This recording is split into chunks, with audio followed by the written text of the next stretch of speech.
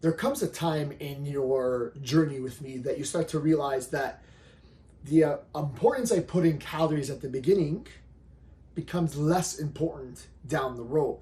What's that mean? Like, Mauro, you've always talked about calorie deficit. Calorie deficit, calorie balance will always be a thing. And calories are a good currency that we can use to measure both physical activity and nutrition. But at some point, that might lead you to start to believe and start to measure your workouts by the amount of calories you burn. And that's often not enough of the story. Just like knowing your weight is not enough of the story for your progress towards your fat loss goals. And hear me out on this one. So it's possible to burn more calories and measure it on your activity tracker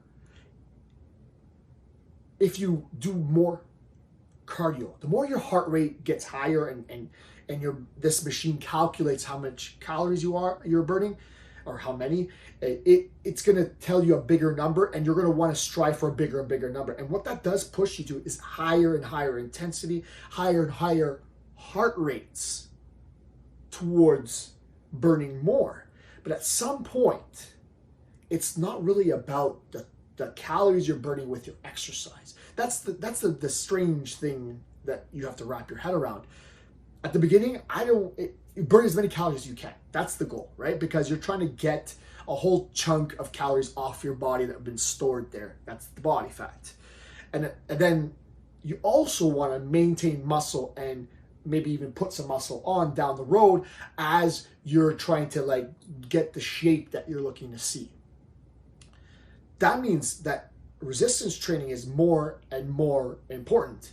And something that people notice is that with their trackers, they're not getting a whole lot of steps, and their heart rate is not getting up for long periods of time when it comes to resistance training.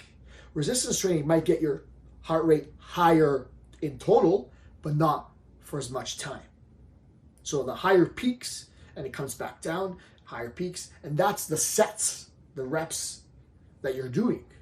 Whereas usually cardio or something like that, your heart rate comes up and it sort of elevates a little bit throughout the whole workout, then it's done, right? And that's okay, and there's room for that, and we might even use that as a tool. But the whole point is that when you're measuring your workout by the amount of calories you burn, it's like when you're trying to get the hardest workout versus the good program. Remember the good workout versus the good program we talked about? The burning the most amount of calories in a workout is that good workout.